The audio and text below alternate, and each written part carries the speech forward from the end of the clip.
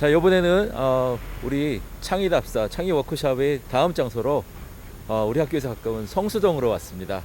자, 주변이 굉장히 시끄럽고 소란스러운데요. 여러분들은 지금 저희 교수님들과 함께 이 성수동의 아주 뜨거운 핫플레이스에 와 있습니다. 자, 이곳을 소개해 주실 차승환 교수님과 또 그다음에 이 지역에 또 오랫동안 추억을 갖고 계신 정성모 교수님과 함께 해보도록 하겠습니다. 자, 그럼 먼저 이 지역에 대해서, 자, 이 성수동 요 어떻게 좀 많이 변한 것 같은데 그 관점이 되게 궁금해요. 학생들도 그렇게 궁금할 것 같은데 정성모 교수님 어떻게 변했나요, 우리? 이게 이제 제가 어렸을 때 성수동을 살았었는데, 이 성수동은 한마디로 이 한국 서울의 공업단지입니다. 공업단지 중심에 있는 공업단지고, 디트로이트, 한국의 디트로이트, 그러니까 미국의 그런 공업도시와 같은 그런 느낌이었어요. 80년대, 90년대까지만 하더라도. 그러다가 2010년도에 그 파주에 그 출판단지가 생기고 이제 그쪽으로 이전을 하면서, 원래 이 근처가 그 출판 공장들이 많았거든요. 인쇄 공장들이.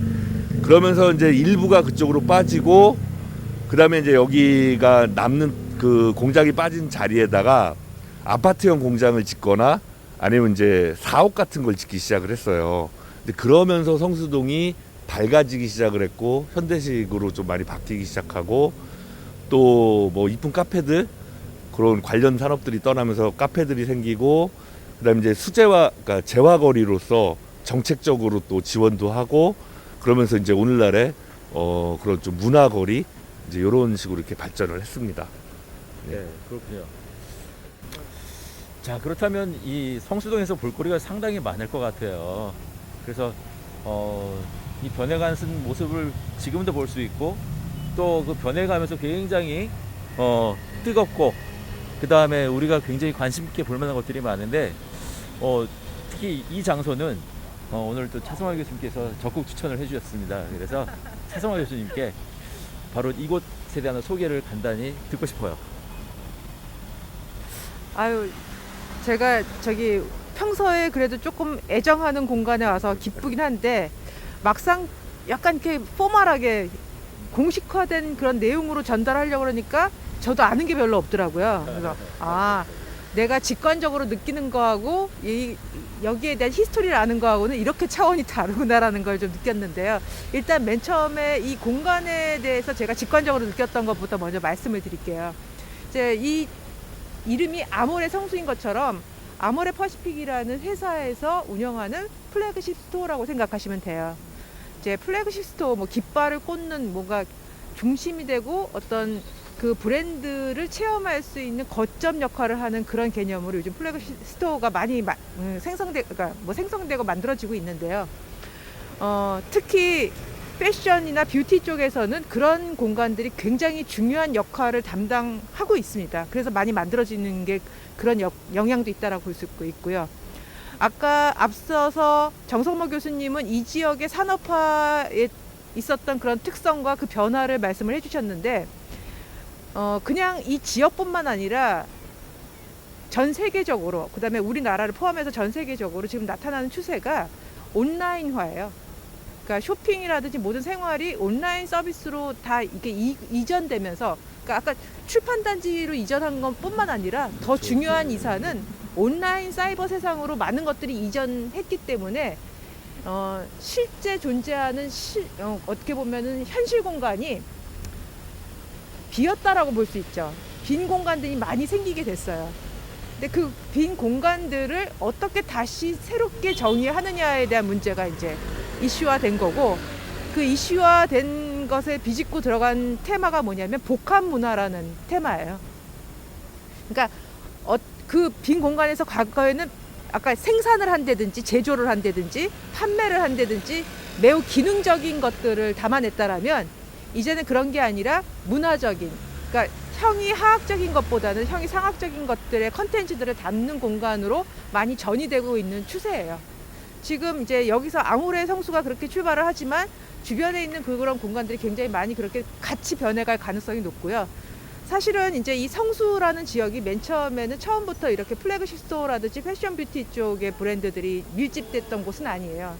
맨 처음에는 카페 중심적인 변화가 가장 많이 일어났었는데 여기가 그런 패션 브랜드의 성지로서 어떤 힙스터들의 성지가 될 수 있었던 원인 중에 하나는 카페에도 영향이 있는 것 같아요. 젊은 사람들이 거기 모이다 보니까 이 산업 기반이었던 패션, 특히 신발 중심으로 해서 그 수제화 뭐 이런 것들이 맥락을 같이 하면서 패션이라는 테마들의 이 연동성이 있다라고 생각하는 그 브랜드들이 들어왔다라고 볼 수 있기 때문이라고 생각이 듭니다. 근데 이렇게 얘기를 하다 보니까 내용이 너무 길어지네요. 그냥 일단 이 정도 정리를 하고요. 사실은 저도 궁금한 게 많아갖고 인터넷을 뒤져봤는데 여러분들이 볼 수 있는 자료들이 꽤 많이 있더라고요. 그래서 좀 상세한 내용들은 그 자료로 여러분들이 한번 볼 수 있게 그냥 좀 안내를 해드리고요. 그냥 간단하게 이 건물 자체가 정비 공장이었다고 해요. 정비 공장을 어떻게 보면 리모델링 했다라고 생각하시면 되고요. 리모델링을 했을 때 굉장히 재밌는 건 저는 이 공간이 되게 특이하다고 생각했던 게 리모델링 하는 방식이 굉장히 한국적인 전통 공간의 이미지를 갖고 있는 게 아닌가. 왜냐하면 한국의 전통 한옥에서는 디귿자라든지 미음자라든지 이런 정도의 중정을 갖고 있는 그런 공간 개념이 근대화 들어서 많이 나타났었거든요. 근데 여기서도 보면은 결국 공간을 이렇게 리모델링 할 때 바깥쪽으로 건물을 돌리고 가운데를 정원을 만들었어요. 그리고 이 정원이 특별한 거는 이 업체 대표가 이 정원을 개발할 때 한국적인 식물들만 엄선해서 가드닝을 했다고 합니다. 그러니까 저는 그냥 맨 처음에 왔을 때는 그냥 친숙하다 이런 이미지였는데 그 내용을 알고 난 다음에 내가 왜 오히려 여길 딱 왔을 때 정말 특별한데 이런 생각보다는 너무 익숙한데 라는 생각을 했던 이유를 거기서 알 수 있었습니다. 근데 이런 추세는 우리나라 추세만 있는 게 아니라 지금 캘리포니아 같은 경우에도 네이티브 플랜팅이라는 것들이 활성화되고 있는 추세예요. 그러니까 지역의 생물 자원을 활용해서 가드닝을 하는 게 어떤 트렌드거든요. 근데 아모레 성수가 또 그런 트렌드를 알고 반영한 건지 모르고 반영한 건지 모르지만 그런 걸 반영했다는 데에서는 일단 외견에서는 그게 되게 중요한 포인트라고 생각하고 내부 들어가서 또 거기에 내용은 별도로 얘기했으면 좋겠네요. 같이 들어가실까요?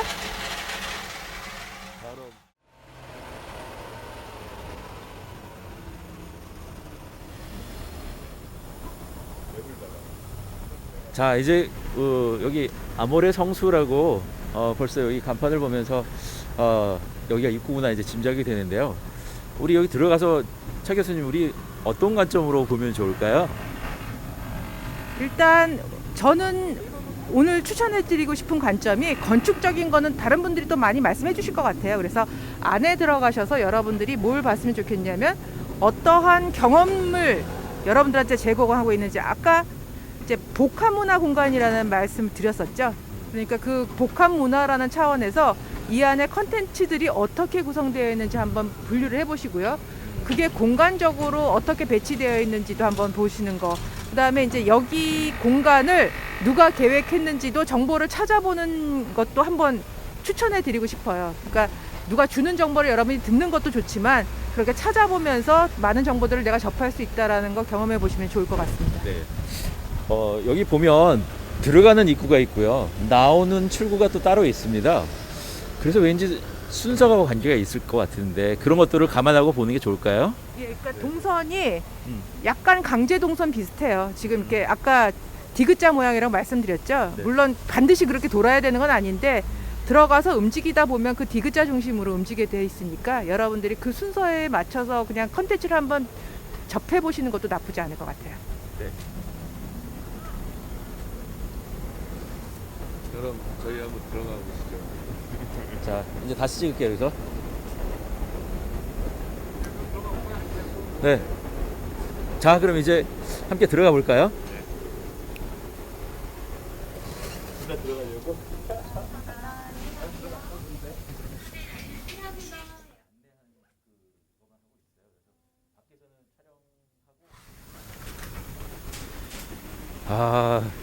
좋네요.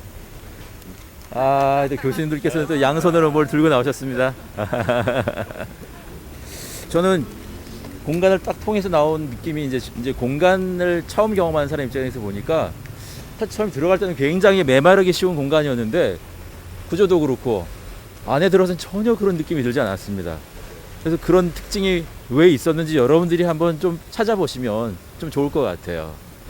혹시 또 이 공간에서 또 마지막으로 뭐 미션이나 뭐 드리고 싶은 의견은 없으세요, 교수님? 글쎄, 저는 가능하면 오시면 지금 코로나 때문에 좀 위험하긴 한데 잘 선택하셔서 메이크업을 직접 한번 받아보시는 거. 여기 뭐 그런 그 아티스트한테 받을 수 있는 기회 제공 같은 게 홈페이지에 있거든요. 그래서 거기서 체험할 수 있는 것들 다 선택하셔서 체험도 하시고 이렇게 선물도 받으시고 챙길 수 있는 건 다 한번 챙겨보시면 경험이 좀 더 확실해지지 않을까. 예, 그렇게 생각합니다. 네, 좋습니다. 저는 이제 또 떠오른 게 있어서 여기서 하나 좀 우리 전체적인 어떤 미션을 하나 드리고 싶어요. 사실 어떤 공간에 가든 여기 공간이 있고 사람이 있어요. 근데 이 공간이나 사람은 오랫동안 시간을 흘러서 항상 공통적으로 존재하는 거였어요. 그래서 오늘날 이렇게 서울이 변화하는 모습, 특히 성수동 같은 경우에는 1960년대만 하더라도 서울의 외곽이었습니다. 근데 서울이 확장되고 그리고 또 발전되다 보니까 우리는 60년대에는 산업화의 어떤 공장이 굉장히 중요한 역할을 했다면 지금 시기에는 제조 공장이라든가 이런 것들이 의미가 없거든요.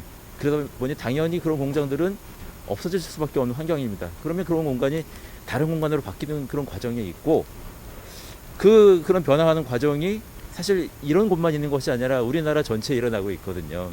그 변화의 주역을 여러분이 해주셔야 되는데 이제는 뭐 우리가 경험을 삼아서 왔으니까 자, 이런 어떤 변화하는 과정을 생각해 보시면서 오늘날의 서울 또는 한국도 괜찮을 것 같아요. 그래서 서울과 한국을 대표하는 것은 무엇인가? 또는 한국 사람, 서울 사람을 특징 짓는 건 무엇인지, 그리고 서울 문화, 한국 문화는 무엇인지, 그와 관련된 이미지도 좋고 다양한 형식의 뭐 동영상도 좋고 문구도 좋고 그런 것들을 떠올려서 그거를 대표로 제출하시면 어떨까라는 생각이 듭니다. 그래서 저는 그걸 미션으로 드리도록 하겠습니다. 자, 그거를 통해서 저는 여기서 마치도록 하겠습니다.